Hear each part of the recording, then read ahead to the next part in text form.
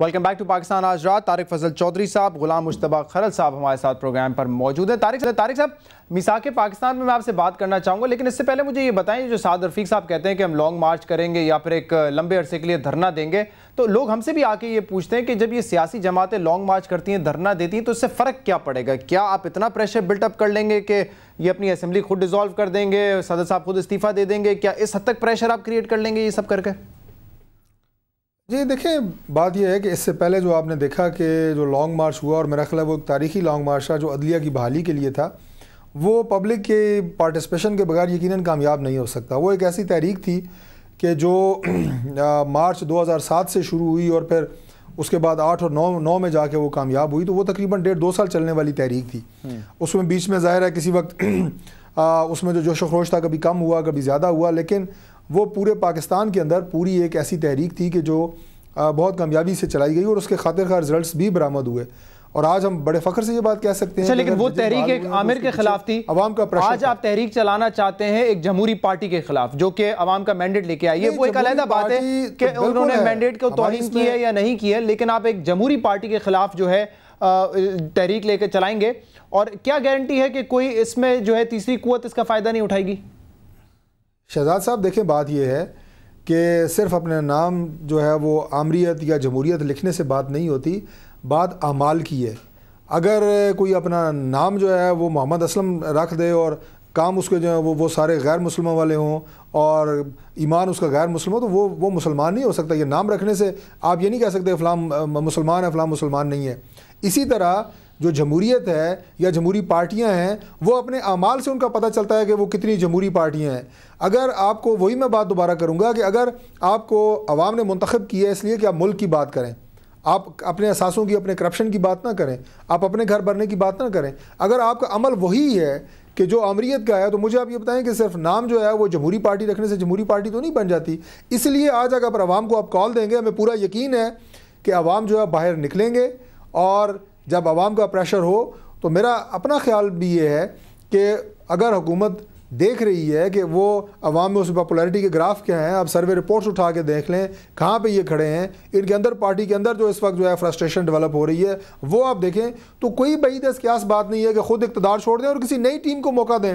हम ये तो नहीं कह रहे, मैं तो कैप्टन साहब से भी कहूँगा कि ये तो नहीं हम कह रहे कि मुस्लिम लीग नून को आप मौका दें। हम तो कहते हैं कि अवाम के पास दोबारा जाना चाहिए, फ्रेश मैंडेट आना चाहिए, कोई नई टीम आती है, कोई तीसरा ऑप्शन आता है। तारिक साहब, कोई नई टीम आती है, कोई तीसरा ऑप्शन आता है, तो आप कहते हैं कि ये ऑप्शन जो है वो एस्टैब्लिशमेंट लेकर आ रही है। पहले भी ये कहा गया था माजी में, अब भी यही कहा जाता है।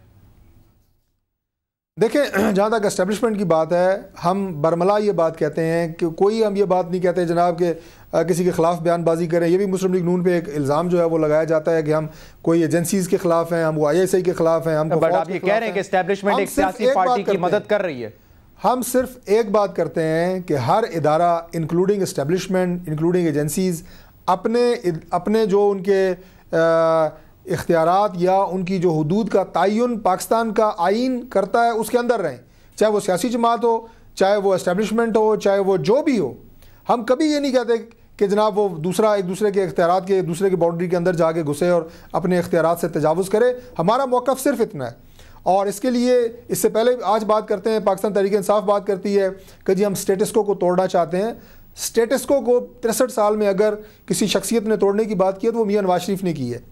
अगर उन्होंने कोई पॉलिसी दी है, एस्टेब्लिशमेंट के स्टेटस को तोड़ने की बात की है, मुल्क में एटमी धमाके किए हैं, मुल्क के अंदर उन्होंने मोटरवेज का जाल बिछाया है, तो सारी स्टेटस को तोड़ने की बातें थी। और जब उन्होंने ये कहा कि जी सदर साहब अपने इख्तियारात से तजावुज़ कर रहे हैं, या आर्मी चीफ़ को बुला के उन्होंने ये कहा, तो आज हमारे खिलाफ ये कहा जाता है कि जी मियां नवाज शरीफ ने सदर के खिलाफ भी झगड़ा किया, जी उनका झगड़ा आर्मी चीफ से भी रहा।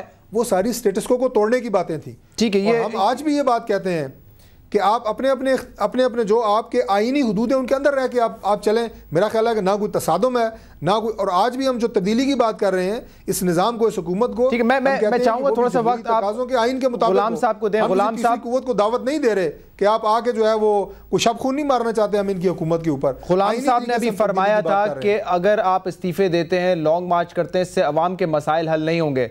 जो दूसरी तजवीज़ नवाज शरीफ साहब ने पहले भी दी थी, गुलाम साहब आज भी यही कहते हैं कि मिसाक पाकिस्तान की ज़रूरत है। आपके ख्याल में मज़ीद एक डॉक्यूमेंट लाना और पुराने इतने सारे डॉक्यूमेंट्स, क्या इससे अवाम के मसले हल हो जाते हैं? इकबाल साहब, आपने बड़ी खूबसूरत बात की है कि डॉक्यूमेंट साइन करने की बात नहीं है। बात पंजाबी कहते ने कि मक्के गया गल मुकदी नहीं जे दिलू गल मुकाइए ना। गल ये है कि मियाँ साहब और सर अपनी नीयत साफ कर लें तो मेरे ख्याल में मिसाक जमहूरियत जो मोहतरमा बेनज़ीर भुट्टो के साथ साइन किया था उससे ज़्यादा किसी बड़े डॉक्यूमेंट्स की ज़रूरत मिसाक जमहूरियत पाकिस्तान के लिए नहीं है।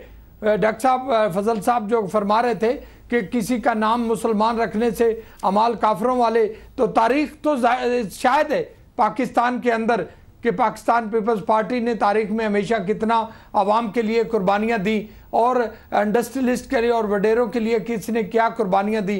भुट्टो ख़ानदान के हों या उनके सिपाही हों, किन्होंने जेलें खाई और कोई 90 दिन से पहले भी भाग गए। दूसरों पे इल्ज़ाम लगाने से पहले अपने गिरेबान में झांक लिया जाए तो मेरे ख्याल में बड़ा अच्छा होता है। और आवाम जानती है कि इल्ज़ाम लगाने से बात नहीं बनती, मैदान लगेंगे, वक्त का इंतज़ार करें तो मेरे ख्याल में सबको अपने पता चल जाएगा। और आवाम इनके कल को जो है ना वो लॉन्ग मार्च के नारोबाजों से नारेबाजी करने की बात नहीं है।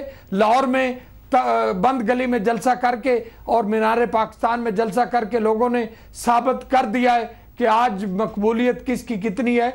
मैं किसी को ये नहीं कहता, लेकिन मैं ये ज़रूर कहूँगा कि ये मेन पॉलिटिकल पार्टी है और इनको सब्र तहम्मुल मिजाजी और पाकिस्तान की खातर, इदारों की खातर, जमहूरियत की खातर, पार्लियामेंट की खातर और इन अवाम के मसाइल हल करने के लिए कल अगर इलेक्शन फ्रेश करवा लेते हैं, सपोज करते हैं 1 मिनट के लिए, तो इकबाल साहब कौन से नए फरिश्ते आ जाने हैं, कौन सा उनके पास अलादीन का चिराग आ जाना है कि इन्होंने मसाइल हल करने। मेरे ख्याल में ये वतीरा पाकिस्तान पीपल्स पार्टी का ही है। नहीं, लेकिन ये तो कोई बात ना हुई ना गुलाम साहब, अगर आपकी जमात हल नहीं कर सकती तो कोई और भी नहीं कर सकता। ये तो कोई बात ना हुई ना। क्या पता वो आपसे बेहतर हो गवर्नेंस में, क्या पता वो करप्शन करने में, खत्म करने में आपसे ज्यादा बेहतर काम कर सके। नहीं, मैं इकबाल साहब ये कहता हूं कि तमाम पॉलिटिकल पार्टीज को मिलके इस मुल्क के मसाइल और इस गरीब आवाम के मसाइल हल करने चाहिए। इनके पास 63% पाकिस्तान का है, वफाक में पीपल्स पार्टी बैठी है, कोalition पार्टनर्स के साथ बैठी है, इनको मैंडेट पूरा करें, अपना आवाम के लिए कुछ मिलकर डिलीवरेंस करें। अपना वक्त ज़ाया नहीं करना चाहिए। इस कौम का ये एहसास है वक्त, एक एक घड़ी, एक एक सेकंड, एक एक लम्हा अमानत है इस कौम की। मैं गुलाम साहब चाहता था कि मैं एक कमेंट जो है डॉक्टर साहब से ले लूं, जमहूरियत आ जाए। तारिक साहब से मैं मिसाक पाकिस्तान पे कमेंट ले लूं। तारिक साहब, बिल्कुल मेरे पास थोड़े से सेकंड्स रह गए, मुझे बता दें कि इससे क्या अचीव कर लेंगे। मिसाक पाकिस्तान हो या कोई और डॉक्यूमेंट हो, आप खुद कहते हैं कोई चीज़ इंप्लीमेंट नहीं होती, तमाम पॉलिसीज हमारे पास मौजूद हैं, हर चीज़ हमारे पास है, लेकिन इंप्लीमेंटेशन नहीं, तो क्या फ़ायदा होगा फिर? शहजाद साहब, बात यह है कि मेरे भाई अभी कैप्टन साहब ने कहा कि जी आप लोग अपनी नीयत साफ़ कर लें। हमारी नीयत साफ़ थी तो हम इनके साथ बैठे थे, इतना अरसा हमने इनको बर्दाश्त किया। हमारा अपना जो वोट बैंक है वो भी मुतासर हुआ है, आम पसंद लोग सिर्फ इनका साथ देने की वजह से और सिर्फ इनको बर्दाश्त करने की वजह से। नीयत हमारी साफ़ है।